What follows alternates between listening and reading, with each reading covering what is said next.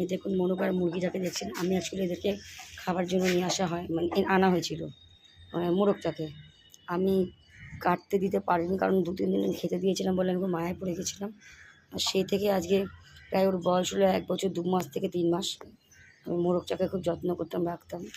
কিন্তু দুর্ভাগ্যের বিষয় হলো যে বাড়িতে আমাদের রাধা গোবিন্দের মন্দির আছে, তো বাড়ির সকলে অবজেকশন করে। আমি যদি পুজো পাঠ আমি করি, তবুও মায়া এমন পড়ে গেছিলাম যে মন্দিরটা বিক্রি করতে পারিনি। তো রাধা গোবিন্দের মন্দিরের জন্য অনেকেই বাড়ির লোকরা তাদেরকে রাগ করছেন। এখন আর কিছু করার নেই, কাউকে দিয়ে দিতে হবে, মুরগিটা বিক্রি করতে হবে। আর এই যে মুরগিটাকে দেখছেন, ও প্রতিদিন ডিম দেয়, আজকেও একটু ডিম দিয়েছে। আমি বুঝতে পারিনি যে এরকম ডিমটা আজকে দিয়েছে, ডিমটা নিয়ে চলে যাবে। এরকম এই ডিমটা আজকে দিয়েছে, প্রতিদিন এরকম সাইজের ডিম দেয় মুরগিটা। এবার আমি যাকেই দেবো সেই তো হয়তো কেটে খেয়ে নেবে, আর আমি কিছু কাটতে চাইছি না। আমি চাইছি যে নেবে সে যেন পুষতে পারে, যাতে পাখি পশু খুব ভালোবাসি। তাই জন্য কেউ মুরগিটাকে কেটে খাবে এটা মানতে পারছে না। যাই হোক, দেখুন এই মুরগিটা আমার এই ডিমটা দেখাচ্ছে, দেখুন এই ডিমটা, মুরগিটা রোজ ডিম দেয়, যেটা ওর ঘর।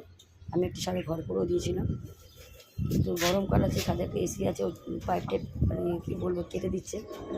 তার জন্য আরও বিশেষ করে বিক্রি করতে হবে, জানি না কার ভাগে কিনলে কার ভাগে যাবে। আমি 1.5 বছর ধরে মানুষ করে খুব মায়ায় পড়ে গেছি।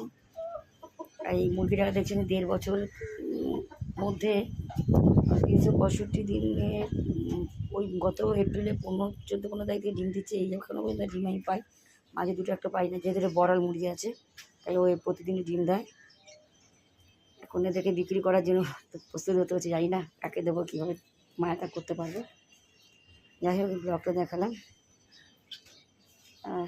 যে কুড়িকে বিক্রি করবো সেদিনকেও দেখাবো, হয়তো খুব পারবো, রোজই কাঁদি। এখানে রাখি।